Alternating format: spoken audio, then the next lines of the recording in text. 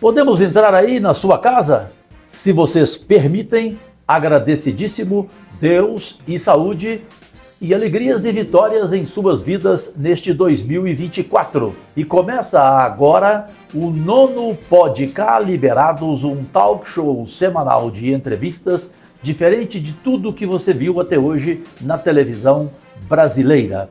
A nossa TV Goiânia, Canal 11 TV aberta, se transforma na primeira televisão goiana em rede nacional, pela Sky, Canal 69, e em TV aberta em mais 17 estados brasileiros. Bem, eu costumo chamá-lo pela amizade de 25 anos, mas vejo gente falar em todos os lugares do mundo. Como ele, Cajuru, é o Pelé da oftalmologia, da retina, e considerado um dos 3 melhores do mundo, principalmente na retina. E para nossa alegria, é goiano. Dr. Marcos Ávila, do CBCO, é o nosso entrevistado. Eu sempre prazerosamente com a Flávia Fagundes e já de imediato com uma pergunta que todo mundo pediu para te fazer, Dr. Marcos. Obrigado por estar aqui, que é a seguinte: a retina ainda não tem como fazer transplante. Esse sonho nós ainda vamos ver? E por que está tão difícil a retina, ao contrário da córnea, não ter o transplante? Bom, antes de tudo, muito prazer, senador Cajuru, como o senhor disse, um amigo de décadas a quem eu tenho a honra de ter essa amizade, doutora Flávia, aqui também conosco. Então, a pergunta é uma pergunta muito específica e que vem de encontro aos anseios de milhares de pessoas no Brasil e no mundo. A córnea é um tecido que, quando na minha época de residência, há tempos atrás, no início da década de 80, nós não tínhamos assim uma possibilidade real de um transplante de córnea com sucesso. Hoje já é uma cirurgia quase que da rotina. E por que não da retina? Porque os obstáculos, senador Cajuru, são muitos. A retina é um tecido extremamente desenvolvido, extremamente rico de densidades celulares diferentes, e as células às vezes não se combinam, e às vezes as células precisam de ter um novo rearranjo.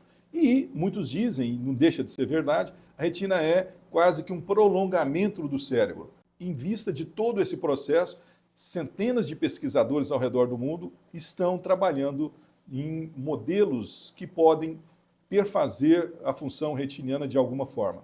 Um deles é o chip da retina, outro é umas células embrionárias, e nós aqui da Universidade Federal de Goiás temos o prazer de participar, senador, junto com a doutora Flávia, com uma universidade extremamente importante hoje no mundo, que é a Universidade de Harvard. De Harvard. De Harvard, lá em Boston. Pensei que você ia falar daquela parceria, desculpa. Isso é daqui a pouco. Da Universidade de Harvard, e nós trabalhamos com uma célula chamada célula pluripotencial de retina. E essa célula foi testada em animais, em porcos aqui em Goiânia. Essa célula originalmente, obviamente, é feita e desenvolvida em Boston. Nós aqui, com a nossa equipe de pesquisa, fizemos exclusivamente a colocação dessa célula tronco, que é assim chamada, dentro na superfície interna, na superfície subretiniana de porcos, e o resultado foi muito bom. Não só aqui, como nos Estados Unidos, onde a célula foi também testada. Esse trabalho foi publicado numa revista científica de grande impacto, gerou uma expectativa muito grande e, possivelmente, alguns dos seres humanos já vão ser implantados com essa nova célula lá em Boston, parte de um estudo desenhado pelo órgão que regula tudo isso nos Estados Unidos, que é o FDA. De forma que esse é um dos modelos de recuperação da retina. E nós esperamos que isso tudo dê certo e que em breve nós possamos ter essa tecnologia disponível para todos. Bom, eu vou me expor aqui prazerosamente. Quando fala-se em Harvard, é importante dizer que o Dr. Marcos Ávila é um profissional, um oftalmo reconhecido em todo o mundo. O que aconteceu comigo? Eu perdi 100% desta visão, olho direito, por descolamento de retina. Até para você ir do outro lado entender. Como isso aconteceu? Eu estava num spa, o Sete Voltas, ali em Itatiba, São Paulo, com a Adriane Galisteu, a mãe dela, a dona Ema, e a dona Miriam, a proprietária. E ali por 4 dias, doutor Marcos Ávila e você principalmente, nossa única Vossa Excelência, Flávia Fagundes, que talvez você só tomou conhecimento depois que a gente se conheceu sobre isso, eu comecei a ter a sensação de moscas volantes. Uma sensação terrível. Toda hora mosquitos passando e eu comentando com as 3, com a Galisteu, com a mãe, a Ema e com a Miriam, dona do Spa Sete Voltas. Cajuru, fica tranquilo, isso é bobagem. Falei, como é que é bobagem? Segundo dia, foi piorando. Terceiro dia, piorou. Quarto dia, eu não aguentei. No café da manhã, falei com a Miriam, a dona do spa.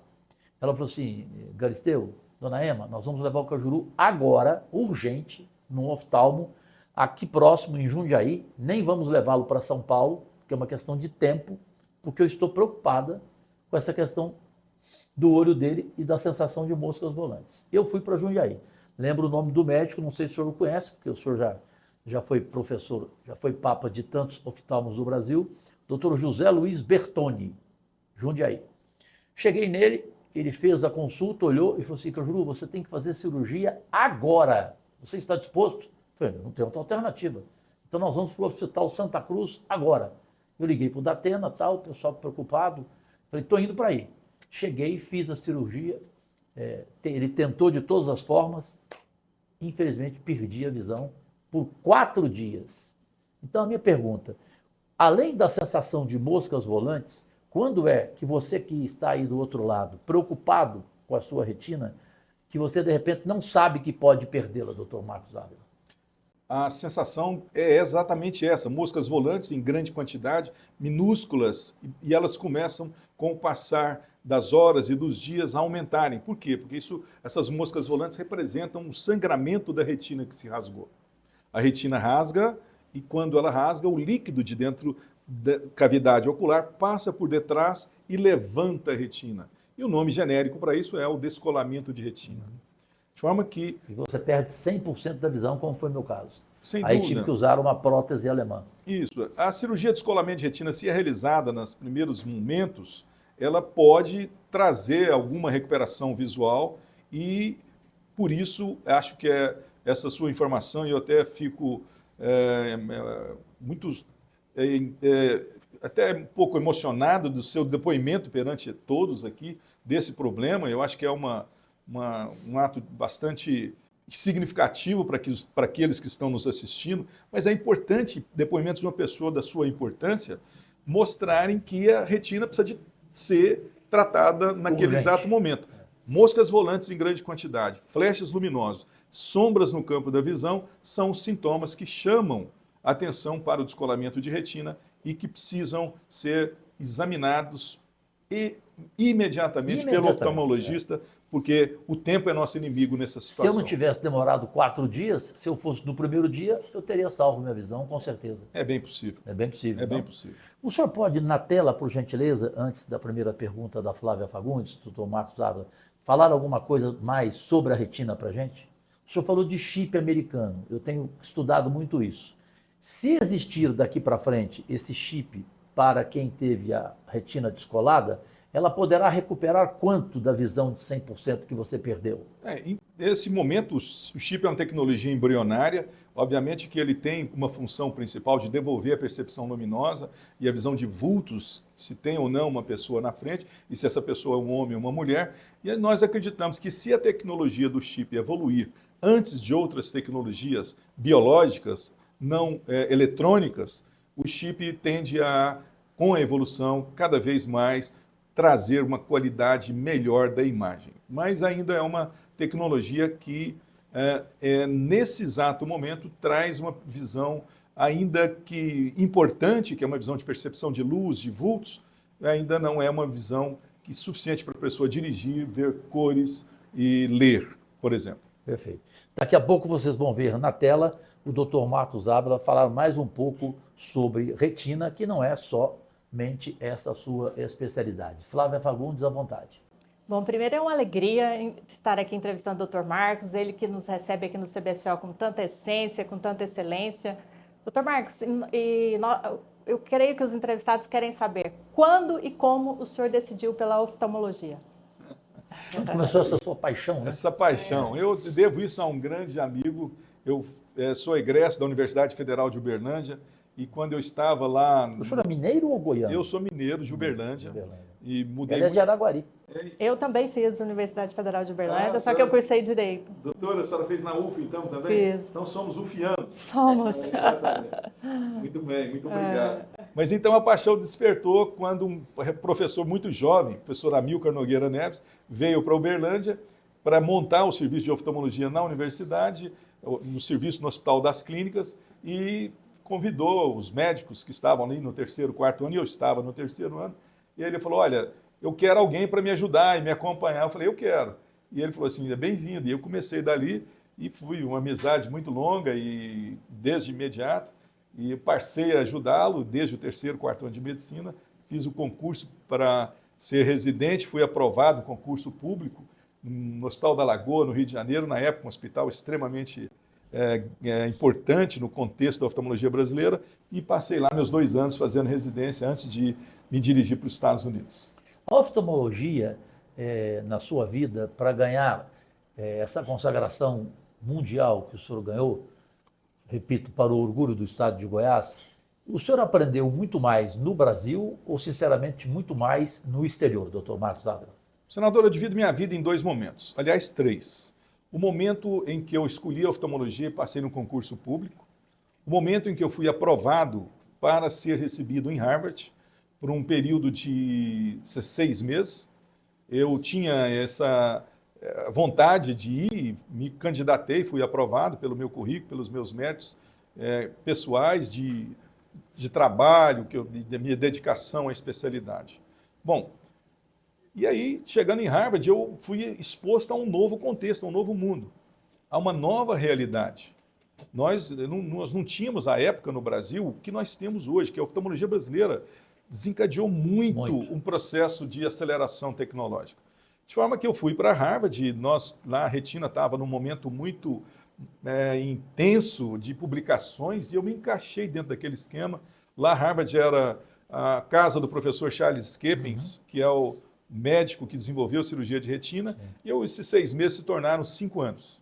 E durante esses 5 anos eu pude aprender como gerir uma clínica, como entender a necessidade do paciente, como fazer pesquisa. Publiquei muito junto com os parceiros da Universidade de Harvard, e nesse aprendizado foi a essência que me moveu de volta para o Brasil. Recebi o convite para ficar, mas de uma maneira muito direta, tive uma oportunidade de ir para São Paulo, para Belo Horizonte. À época eram os 2 grandes centros. Já era a época de Hilton Rocha lá? Já era a época de Hilton Rocha, e já na época do professor Hilton Rocha nem era a época, já era uma consagração de professor Hilton Rocha. Era professor lá de professor Hilton Rocha. Depois, mais na frente, eu voltei para fazer o doutorado lá na Federal de Minas Gerais e vim para Goiânia e comecei um novo desafio, que é montar um serviço de retina exclusivo no Brasil.